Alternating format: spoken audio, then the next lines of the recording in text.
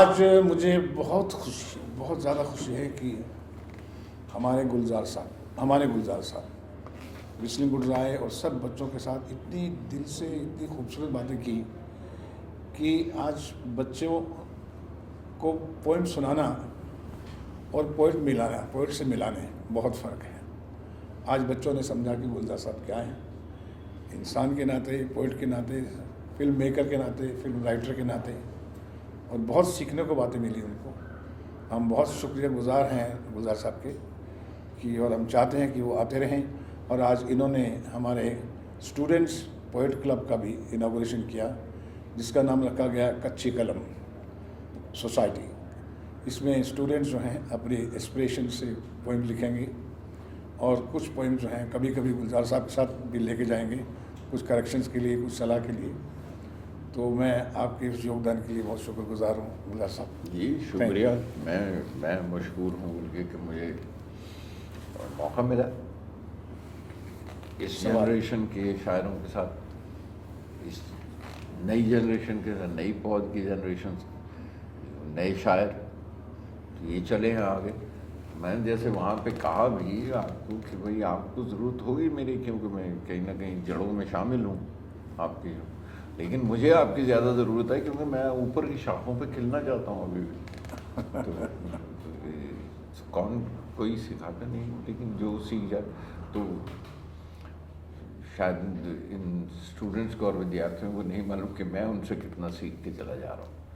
मैं सीख के निकल गया यहाँ से और उन्हें पता भी नहीं चला कि हम कितना सीख गए कि इस जनरेशन के साथ इनकी वाइब्स क्या हैं और कि how do they react to poetry and how do they express in poetry. और ये कि ये कच्ची कलम से, ये एक तो नाम बड़ा खूबसूरत लगा, बहुत ही खूबसूरत लगा ये नाम जो आपने रखा। और एक और चीज़ है कि मिट्टी कच्ची रहे तो वो मुड़ती भी रहती है ना, उसे मोल्ड किया जा सकता है। कलम कच्ची होगी तो उतनी उसमें वो लचक भी होगी। और उसे पकने ना दो, जो पकनी है चीज़ वो आपकी नज़में हैं, वो पकेंगी, उन्हें पकने दो।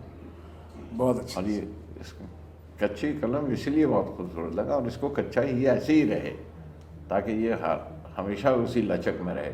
और जो नज़में निकलती रहेंगी वो धीरे धीरे पकती रहेंगी, आपकी उम्र के साथ पकती हैं।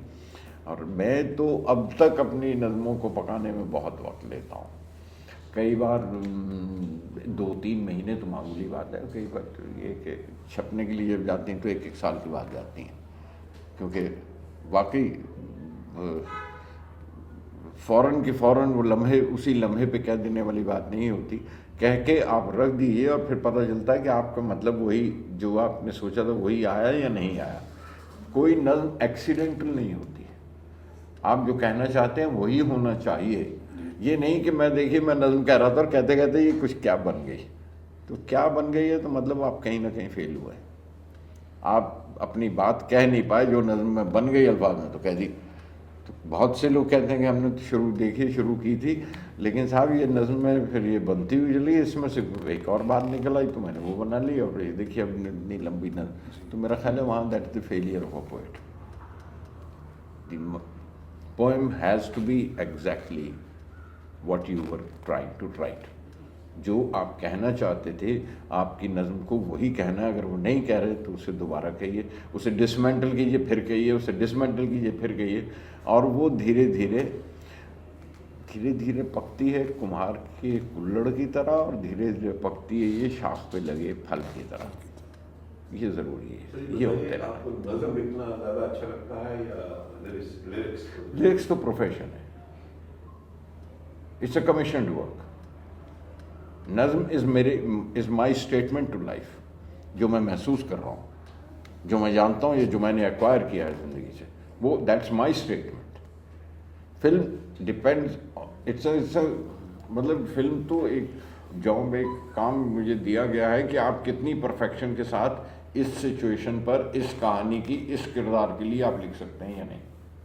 और वो आपकी परफेक्शन है कि उसके ऊपर अपनी जितनी मेहनत करें कि उसमें आप अपना अंदाज़ उस कैरेक्टर का बना दीजिए, या उस कैरेक्टर के अंदाज से ऐसे अपनी आप नई बात कह लीजिए कि ये उस पर मोहर रह जाए।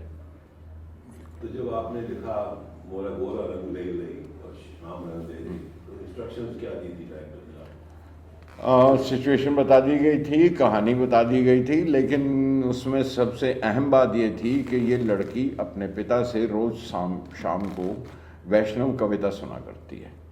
मोहल्ले वाले आसपास के लोग भी आते हैं, बैठते हैं, और वैद हैं उनके पिताजी, और वो वैष्णव कविता सुनाया करते हैं। तो जाहिर है कि जब ये लड़की अगर गाएगी तो वो तुम ही कहो कि ये अंदाज़ गुफ्तगू क्या तो नहीं हो सकता ना, फिर तो वो वैष्णव कविता ही की इमेजरी आएगी। तो वो मेरे लिए ज़रूरी था कि इस सिचुएशन में ये कैरेक्टर ये है, और इस सिचुएशन में जो भी इमेजरी आएगी वो वैष्णव कविता से आएगी जी। तो ये सीखना ज़रूरी होता है, तो वो किया गया था उसमें। इसलिए मोरा गोरा रंग ले ले मोहि श्याम रंग दे दे, वो इसलिए आता है। और सवाल कुछ आपके? गुप्ता साहब, कुछ बच्चों ने आपसे सवाल जवाब भी पूछे, तो क्या कुछ आपने उन्हें टिप्स दी कि इस तरह से फ्यूचर को अपने बढ़ाना? मैं जी बस माइक को हाजिर नाजिर जान के जो सच था वही कहा, और कुछ नहीं कहा। जो सवाल थे उन्हीं के जवाब दिए। गुलजार साहब जी और सुभाष जी, पूजा फ्रॉम न्यूज़ नेशन चैनल। हम लोग फिल्म्स बनाते हैं, उसमें कविता होती है, पोइम्स, गाने जो भी होते हैं पोर्ट्रे करते हैं थिएटर्स में।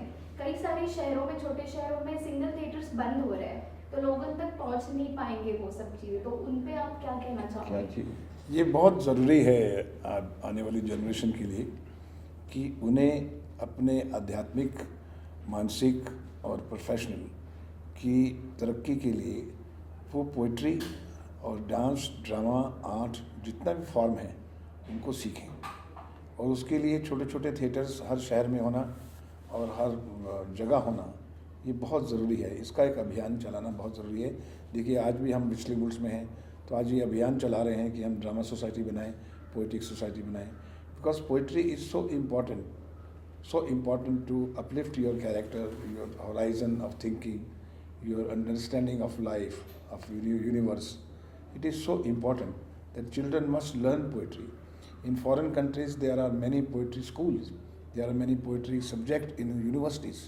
हमारे यहाँ यूनिवर्सिटी में नहीं है, इसीलिए थिएटर्स भी होने चाहिए, यूनिवर्सिटीज़ में भी होना चाहिए, कॉलेजेस में भी होना चाहिए, स्कूल में भी होना चाहिए, पोइट्री का एक सब्जेक्ट होना चाहिए। इसके लिए आज गुलजार साहब ने हमें आशीर्वाद दिया, ब्लेसिंग्स दी, और आज हमारे कच्ची कलम को ओपनिंग किया उसको। आप क्या कहना चाहोगे सिंगल थिएटर? नहीं, ये बिल्कुल सही है। और उसमें ये कि फाइन आर्ट्स, अगर आप शायरी कर रहे हैं तो सिर्फ शायरी नहीं, आपको कहीं ना कहीं लय की भी ज़रूरत है, किसी रिदम की भी ज़रूरत है। तो ज़बान के अलावा आपको म्यूज़िक से वाकफियत होगी तो आसानी होगी, और उस लय में आप सही मीटर पैदा कर सकते हैं। और सारे फाइन आर्ट जितने हैं वो एक दूसरे को ओवरलैप करते हैं। आपकी इमेजरी में पेंटिंग आती है, पेंटिंग में शाराना ख्याल आते हैं, फोटोग्राफी आ जाती है, उसमें म्यूज़िक का रिदम भी आ जाता है। तो ऐसा फाइन आर्ट्स कोई अलग अलग फ्रेगमेंटेड कैनवस नहीं है, उसमें तमाम चीज़ें शामिल होती हैं और एक दूसरे पर ओवरलैप करती हैं। आपका जो भी मेन मीडियम है, उस मीडियम में कहीं ना कहीं कविता भी आएगी, कविता के साथ साथ कहीं पेंटिंग भी आएगी, उसके साथ साथ कहीं ना कहीं म्यूज़िक भी आएगा। So is in music and so is in painting. Medium जो है पोर्ट्रे करने के लिए थिएटर्स चाहिए होते हैं, तो जितना आप जमा करेंगे, जितना आपके अंदर होगा, उतना ही आपकी उपज होगी, उतने ही आपकी उपज के कलर्स होंगे, जितना कुछ आपने सीखा है। तो acquire as much as you can, learn as much as you can and store it and own it. उसको डिज़ोल्व करके आप अपनी शख्सियत का हिस्सा बना लीजिए। वो अलग रखी हुई, शेल्फ पर रखी हुई चीज़ नहीं है, वो आपकी शख्सियत का हिस्सा बन जाना चाहिए। और आपका कहना सही है कि सब सीखने के लिए एक जगह भी चाहिए होती है, जैसे थिएटर्स हैं, वर्कशॉप्स हैं। तो इस तरह की वर्कशॉप और थिएटर्स जो हैं, हमारी गवर्नमेंट को, हमारी सोसाइटी को, कॉरपोरेट्स को ये इनकरेज करने चाहिए कि जितनी भी वर्कशॉप्स और प्लेसेस उनको दे सके बच्चों को, जहाँ वहाँ एकत्रित होकर वो सीख सकें, उसको बढ़ावा दे सकें। ये बहुत ज़रूरी है हमारे थिएटर्स का होना भी। Thank you very much for all of you. Thank you.